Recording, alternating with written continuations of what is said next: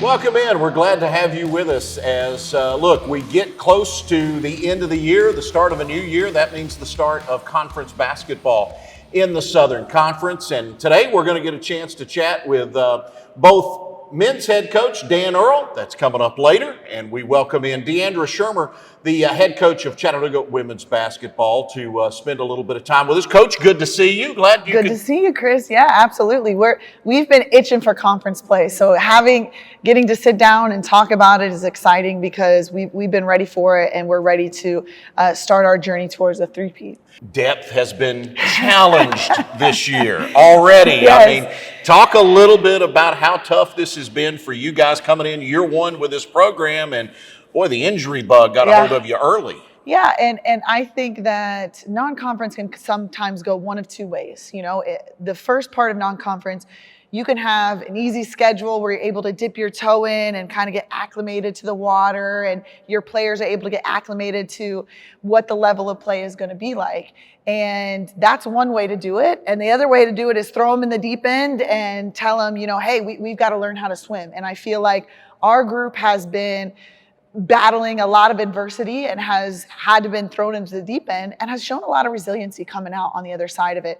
I think that when you have a team that has had to battle through some things and that are out of their control and has been able to show the grit and determination and not let their level of competition and their level of attitude of getting after it diminish in any way, that shows me a lot about our team, you know. And there's this quote that we've been talking about a lot, is that your character is shown not in times of easygoing, but in times of, you know, turbulence. And so for us, I think we've been able to show our character that we're not going to quit, and we're going to be a team that we're going to keep attacking no matter what, and we're going to keep getting better every single day. And so, you know, going into conference play, we've talked a lot about we've been proven to keep fighting, and so we're excited to get some familiar faces and to get some familiar foes and really show what we're able to do in this conference season. I want to ask you about a couple of players. Kaya Elizalde, who has played, I think, just so very well for you guys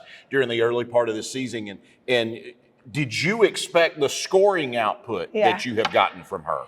Well, I think one of the things is when you watch film coming in, you're able to have an idea of what the skill level is, but you don't really know the person yet.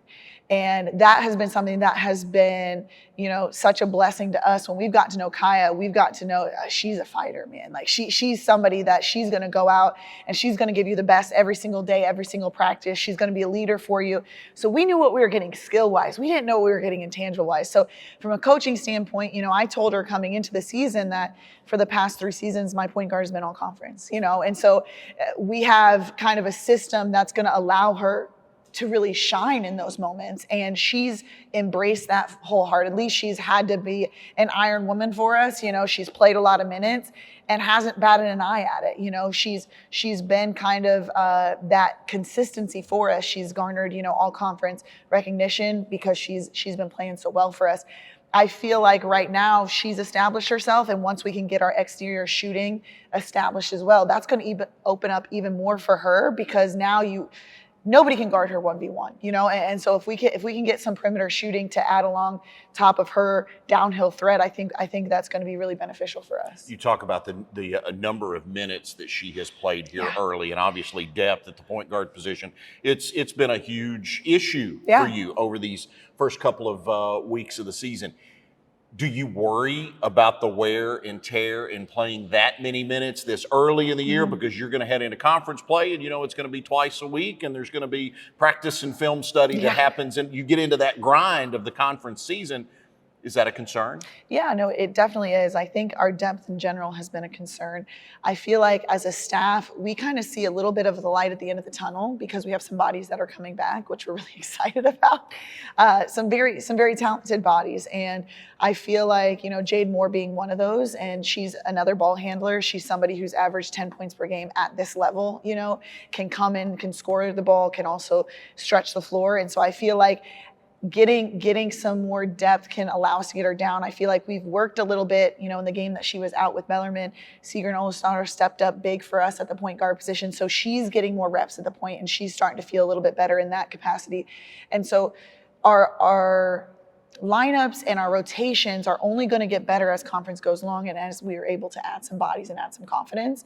And I feel like it's kind of like we've asked a few of our returnees to weather the storm a little bit, that being Kaya, that being Seager, and that being Carson, to weather the storm a little bit and play a lot of minutes right now until we're able to get everybody in full swing, get our freshmen a little bit more confident. And I feel like they've done a fantastic job of that, and they're doing everything that we're asking them to do. Has Carson Murphy been a surprise? No, that's the crazy thing for me is that when we watched her play, we knew she was playing as an undersized big last season, and I was like, she's going to be great as a stretch four for us. And I think it was more about in the preseason convincing Carson that she'd be great in that, and then she's been able to have the success, and I was like, look, this is what you're going to be capable of doing. I think also right now, she's a little bit worn out. We need to get her down so that she can have fresh legs to hit some shots. And I think going into conference, getting her confidence to the level where she knows that she can be a leading scorer for us on some nights has been huge because she sees that she's capable of that.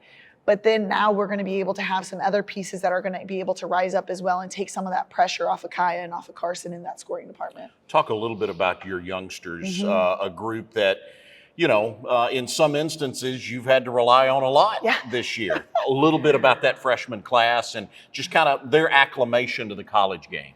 Yeah, I think that one silver lining to having the season-ending injuries that we've had is that our freshmen are now going to be relied upon. And I feel like, when you know what you have and you got to step up big, that allows for our freshmen to play in big minutes. And they have, and our freshmen like Gianna Corbett and Ava Card and even Izzy McPherson before she got injured, were able to be high impact players for us. Gianna having her first double-double in a game against Bellarmine and showcasing what she's able to do, not just offensively, but defensively and on the rebounds. And I really feel like we have some freshmen that could make some waves in conference, potentially be all conference players for us because they've been able to get the reps. And like I said, we had to throw them in the deep end. You don't have some of the depth that we thought we were going to have coming into the season, so you're going to have to play a lot of minutes. But now you're seeing that pay off for us, and you're seeing how talented they are and how they're able to really carry a load for us. And that's only going to benefit us, not just this year, but years down the line. She's been able to play some big minutes. Gianna and Ava has had some good games coming up into this conference. So we're excited. She had some injuries and getting her back healthy was big. And then hopefully, Izzy will hopefully get her back in the post later on as well. When March rolls around, you always hear coaches talk about, hey, it's a new season. Everybody's 0-0 going into that tournament, right? Yeah. Will you take that same approach with this group going into the conference portion of the schedule and say, guys, what happened in November and December, it doesn't matter now? Yeah, well, I always say that your season is split up into 3 areas. The first area is your non-conference, the second area is your conference regular season, and the third area is tournament play, And so our non-conference, we've gone through it. We've gone through a gauntlet. We haven't performed the way that we wanted to perform. We haven't been at the level that we need to be at to win a third conference championship in a row. And we've been able to address that head on, and we haven't shied away from it. The only thing that you can get from those losses is they're only losses if you don't learn a lesson. And so for us, we've learned a lot of lessons as far as what we need to address, and we've seen a lot of growth in that department. Now, the thing that we've talked about is going into conference, it's a whole new season. The first season's over with, it's wrapped. And now this is the part where we've got to start rising to the bell, and we've got to be able to come out to these games, and it's going to be tough. 2 of the top 3 teams in conference right now are our first 2 games, and they're on the road. And me being the competitor I am, I like that. I like that fact that we're going to start conference at 2 of the top 3 teams in conference right now, and we're going to see what we're really made of, and we're going to see where we're really at, and that's going to be a great measuring stick for us. And then we get 3 home games, and so that's something where I really feel like with what we've been through so far and the adversity we've faced, we're kind of itching for those games, and we're ready to head over to Carolina and prove ourselves a little bit. Let's talk a little bit about this conference. Yep. What do you see? What have you seen? And I know you have not been able to get probably too much into the nitty-gritty. You've had other things going on early in the season, but certainly you're taking a look at the standings and seeing in the scoreboard and seeing what everybody else is doing. Your thoughts on what you've seen from the Southern Conference?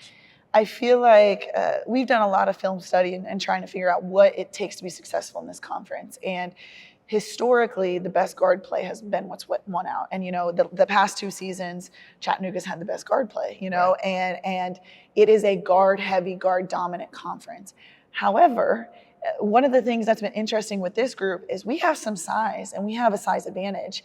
And so from my standpoint, I really feel like we can kind of turn the tides a little bit and look to post up not just our posts, who I think have advantage inside, but also our guards inside. And I really feel like we have a little bit of an advantage there. But then also defensively, I think that we are primed and ready for our defensive effort when it comes to the SoCon Conference. And we've worked a lot on our ball screen defense. I think that,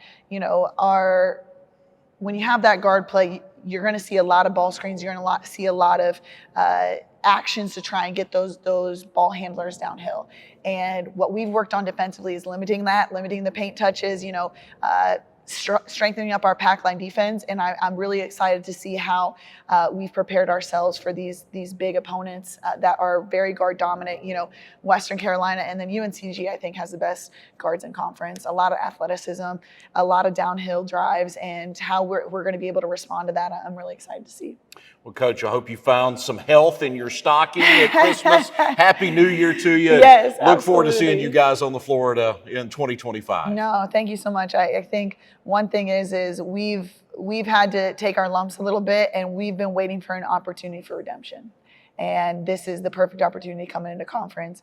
And we're excited. We hope people count us out. We're excited to prove some people wrong. So that's something that fire is lit, and we're ready to get rolling. So thank you so much. Coach, appreciate it. We're joined now by Chattanooga men's basketball coach in Dan Earl. Coach, Happy New Year. Great to see you. Yeah, great to see you as well. I'm glad to spend some time with you. Talk a little bit about the way the early part of this season has progressed.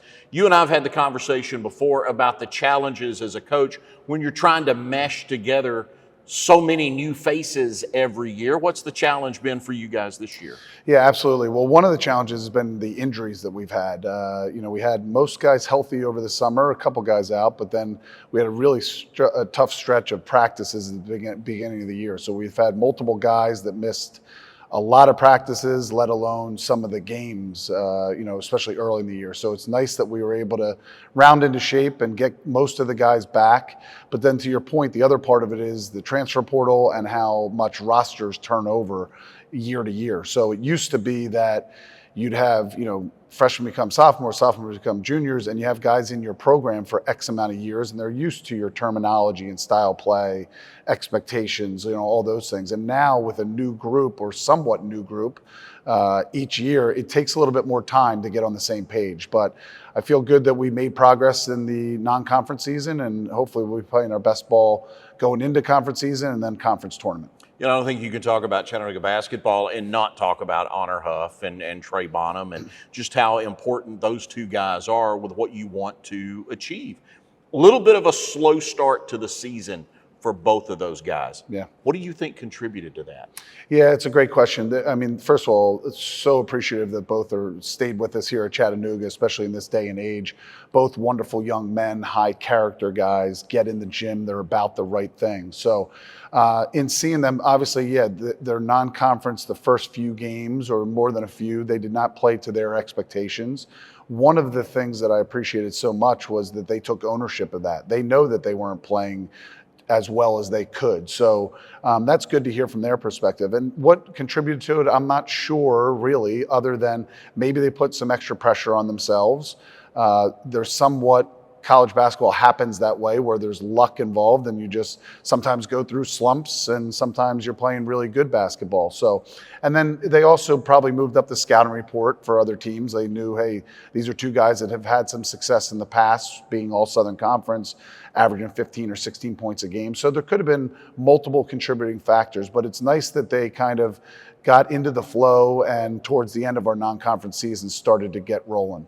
The other guy that I have to ask you about, because I was a fan before he ever stepped on the floor, and you mentioned the injuries, and a big part of that was the fact that you didn't have Frank Champion early. But the thing that I loved from watching Frank play, or from him being on the bench, Coach, he was the first guy, when you called a timeout, he was the first guy out onto the floor talking to his teammates, congratulating them, bringing everybody together in the huddle. And I saw it several times when you would make a sub.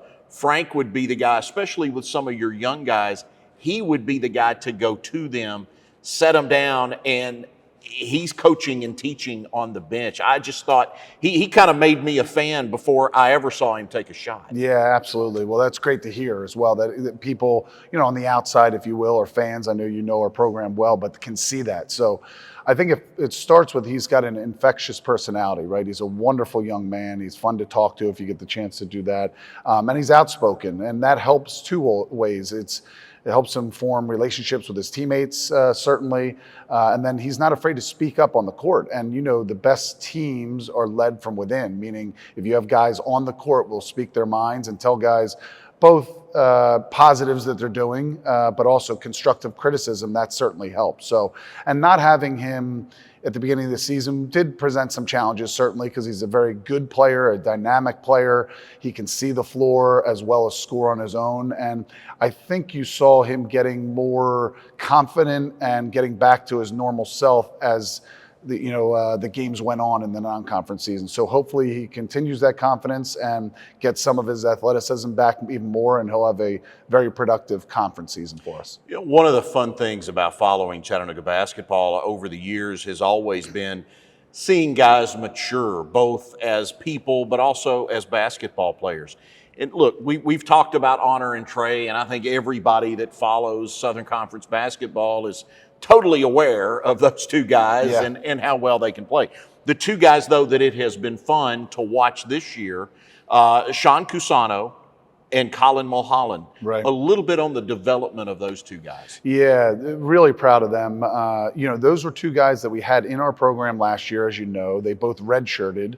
One, Sean Cusano, more injury-based. He had some shin splints and stress fracture last year. And then Colin Mulholland kind of came to us and saw that we had two bigs in Sam Alexis and Jan Zedek, if you remember from last year, that were really effective, and he wasn't going to play as much. So he came to us and said, hey, Coach, what do you think about me redshirting and continue to develop and get stronger, bigger, stronger, all those things. So they both worked their tails off last year. They put on some muscle and weight. They got used to practices, at least at this level, the speed of the game. And I think you've seen them in points be really effective for us this year. Sean Cusano is rebounding the ball extremely well for us, plays a really good role, can score the ball a little bit as well, and he's not afraid. He'll mix it up. And then Colin adds an extra dimension where he's long and can give people problems on defense, and he's skilled. He can really pass the ball, so he makes our offense flow really well, and he can stretch the floor. He did not shoot it great the very beginning of the conference season, but at Evansville he hit like 3 threes in a row, so it's good to see him build his confidence there. But to have guys in your program that know the expectations, that know how hard to work, and to see them develop, I give them a lot of credit because they got bigger, stronger, faster as well. A couple of newcomers, a couple of transfers that have really made an impact for you. We talked about the struggles early that Honor and Trey had shooting the basketball.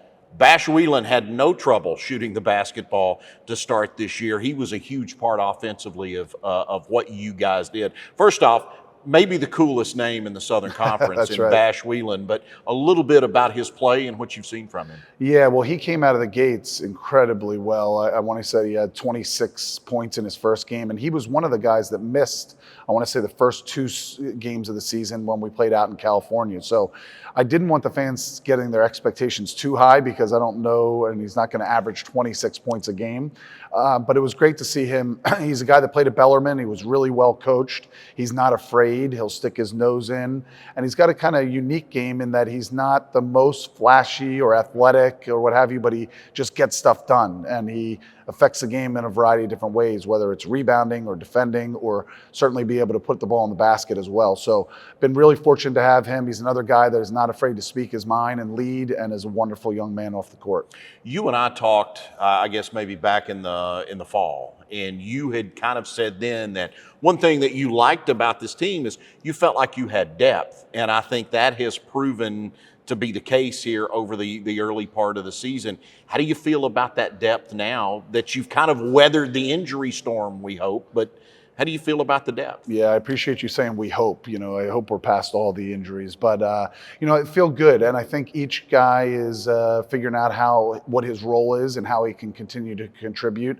Some of that depth is at the center spot where you have Latif Juf and Mekhi Richards that have both had flashes of playing really well, along with Colin Mulholland, and Frank Champion has played some center for us as well. So we've asked them to go in and just positively impact the game in whatever minutes they get. And usually they're not going to be in there for really long stretches. But another young guy I would like to talk about, I guess he's not young, but Garrison Kiesler. He's kind of been an all-around, just very good, played a great role for us, and is willing to do whatever it takes to win games. So you pick up a stat sheet, and oftentimes players and or fans want to look at points, how many points they have. And Garrison's not always leading us in points, but he affects the game, whether it's assists. His assist to turnover ratio is phenomenal. Playing defense, rebounding the ball, but getting deflections, getting loose balls, all those things that help you win basketball games as a team. And we're fortunate to have Garrison as part of our depth as well. Safe to say that he is a guy, it feels like he's seen an increase in minutes as this season has gone on, and that's partly due to productivity on the floor, but also based on what you're seeing from him in practice too, right? Yeah, no doubt. And again, I think that hopefully just young guys can see that and say, okay, well, I don't have to score 1 million points in order to be on the floor, because at times we didn't want to take Garrison off the floor. So, and to your other point, it's not only in games, his production in games, but in practices day in and day out. He is a team player through and through, and a winning basketball player. He helps your team win. Jack Costal, another one of those guys, a transfer coming in his first year in Chattanooga, has really made an impact for you. Yeah, Jack's played a really good role for us as well, kind of giving us some guard depth, started a game for us as well, and can stretch the floor and shoot the ball, but makes good decisions. He takes care of the basketball, and he's a little bit stronger and bigger than our other guards, Honor and Trey, while both really good players. They're not the biggest guard, so he gives us a little more size at that guard spot. So he's been another guy that's been a pleasure to coach. As we head into Southern Conference play, one of the things that I want to see what you have in store is what this rotation looks like, because you've got a lot of pieces to play with. I think more than you have had since in your tenure, at least at Chattanooga. You've got some guys now that you can move around and do some different things with. Do you feel that way? I really do. Another guy we didn't mention, Noah Melson, who's shown flashes as well at SEMO. We had a great game, I forget how many points, but in the teens, and made a bunch of threes. So we can go 11, 12 deep at times. Parker Robeson's played some minutes for us as well. So it's nice. It's a nice problem to have, if you will. Right now, one of the tough things is I don't know that we're going to play 11, 12 guys every game, and or every guy's not going to get the minutes that they maybe deserve or think that they should play. So again, we've tried to preach just whatever minutes you get, take advantage of them, positively impact the game, go out and have great practices. And again, though, it's nice to have that depth that if somebody doesn't have it going, you can turn the page and allow somebody else to get into the game. You guys open up the new year with conference play. I mean, you hop right into it. Are you pleased with where this team is right now as you prepare for kind of that next part of this season? Yeah, you always wish you had a couple games back, right? We had a couple games that we, I think could have won or had a little bit better showing. The Lipscomb game at home was disappointing. They played really sharp, and Coach Acuff does a great job amongst some other games. So, but with that said, given the injuries, given this day and age of the transfer portal, getting everyone on the same page, I do think we we got better during the non-conference season. And I know that sounds like a cliche, like, yeah, we just want to get better every day, but really, truly, that's what you want to do. And you hope that you're continuing to get better and then into conference play, and you want to be playing your best basketball, late February into March. So hopefully we can continue to move in that direction. And I do really like our unit and how well we could be if we put it all together. You probably know this conference as well or better than anybody due to your tenure in the Southern Conference. Yeah. Where do you see the improvement in this conference? Yeah, the conference has been great since I got in. I was at VMI for 7 years, I believe. This is our third year at Chattanooga. So I've seen a lot of great coaching, Mike Young at Wofford and Wes Miller at UNCG, Steve Forbes, and I can go on and on. So Lamont obviously was here. So there's always been a well-coached league and different styles of play, right? And I say different styles, it's also a very skilled league. Like a lot of people shoot a lot of threes. They have shooters across the board. And I think this is just another year of varying styles of play. Samford presses the whole game. UNCG plays really tough defense among being able to score the ball. So you don't want to leave anybody out, but well-coached teams, well-prepared teams, highly skilled teams, and the Southern Conference is going to be a bear like it is every year. You and I have had this conversation before. Whenever people talk about mid-major basketball, I'm always quick to say that I think the Southern Conference is at the top of that, or at least near the top of that mid-major conversation. This league has ranked in the top half of conferences across the country now. What is it going to take for the Southern Conference to become that two-bid league? Is that ever going to happen now with the changes we're seeing in college sports? That's a great question. I think we deserve two bids in multiple years. It really is high-level basketball, right? Really, again, well-coached teams have had a lot of success. And to your point, when you look at, Ken Palm or different ratings, RPI will do net, will do systems of I think there's 31 conferences in America, and we've fluctuated between maybe as high as 11th to 14th, 15th best conference in the nation. And when you take out the Power 5, which I guess is the Power 4 nowadays, it's tough to follow all this stuff. And then some like the Big East isn't in there, and some really good conferences. We're in that next handful of like highly competitive league. So we've been close a couple of years. It's getting tougher and tougher, at times with the power conferences wanting more and more teams. They are talking about expanding the tournament as well. So you never know what the future of college basketball is going to look like. But if there's ever a mid-major conference that deserves two teams, I think the Southern Conference, we're right there in the talks of it. I know you guys are beginning the prep now to get ready for Southern Conference play. You know what's happened in this conference through the early part of this, the pre-conference season. Give me your thoughts on what you've seen from the Southern Conference thus far. Yeah, I certainly keep track of scores, get updates from my assistants, watch when I can, but you're so focused on your upcoming scout, your upcoming game in the non-conference that I haven't watched a ton of all the teams, but we're familiar with the teams that, return talent, obviously. Samford's played really well. ETSU's played well. Furman's been outstanding. I think they just lost to Kansas. That might be their only loss. So a variety of teams playing really good basketball. And, I expect it to be a hard-fought conference again. Hopefully we can be there vying for a Southern Conference championship, both regular season and then into the tournament. Coach, good luck to you. Look forward to catching up with you again soon. Always good to be with you, Chris. Appreciate it. Thank you. Thank you. Chattanooga head basketball coach Dan Earl. We appreciate him. Also, women's basketball coach Deandra Schirmer for giving us a little bit of time as Chattanooga heads into the month of January and Southern Conference play gets underway.